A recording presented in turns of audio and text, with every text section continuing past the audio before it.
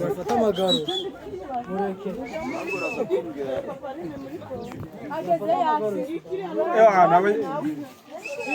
si kabisa tuzahora nawe tubahobere gute kabisa kubona ko njye mfite umuhamagaro wo kwambuka yewe nabyo zinarajazanye araje ewana abakongomani bari kwivomba ewana tukataza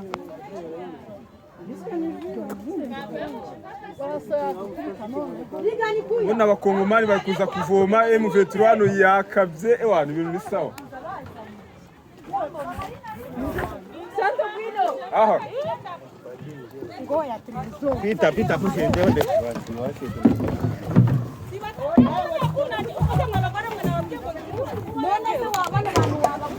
ewa ya mukobwa zana kuya yewe muze mwana muze abakongomani bakaba bari kuvoma kabisa baje gusaba amazi mu Rwanda Jo mushuke hivi wase mumeze mana noko nikwende wengi ndio mutembere mu murongo mwande amuna hongo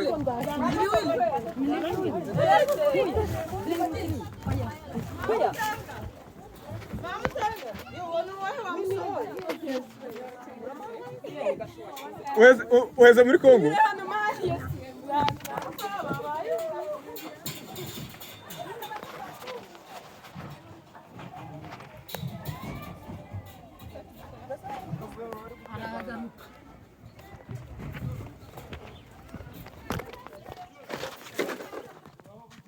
Peti muraba Kongomani mnakuja hapo kutafuta maji ewana kwako maji mumekosa kwenu kwenu hamuna maji ewana sisi tuwatembeleze nyumbani kwetu tuwapatie maji hakuna shida njoo twende barashu murugusere amazi murugusere amazi tuende dushakisha ukuntu twashakira abana aho Kongomana amazi kabisa nitubishyuze mere wahaba abana amazi b'abakongomani bakasubira iwabo amahoro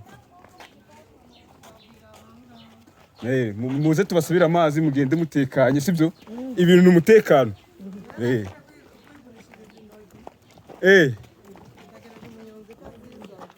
okay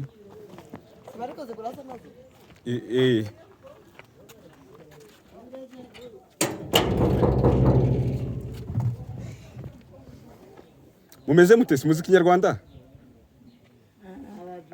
hamujui Kinyarwanda nasema Kiswahili bure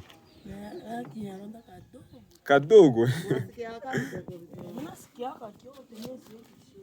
okay mwaramutse mama mudufashize abana mubahereza amazi y'abakongomani niba bishoboka ariko nayo kigega amazi se bamenyereye se mutambuke babaha amazi sibyo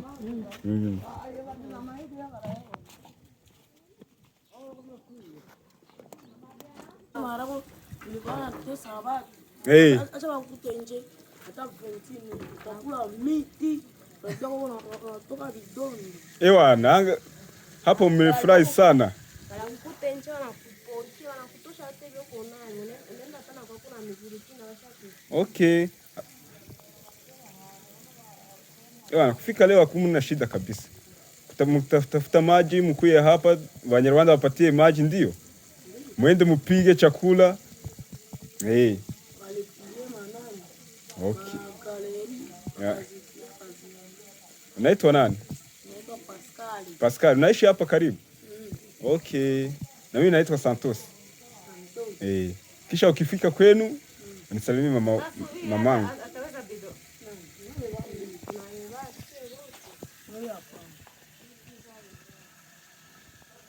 Muko na ngapi hivi? Uko na 3. Mtabebana moyo. Mara mtekea atakutaka. Yeye anabebana.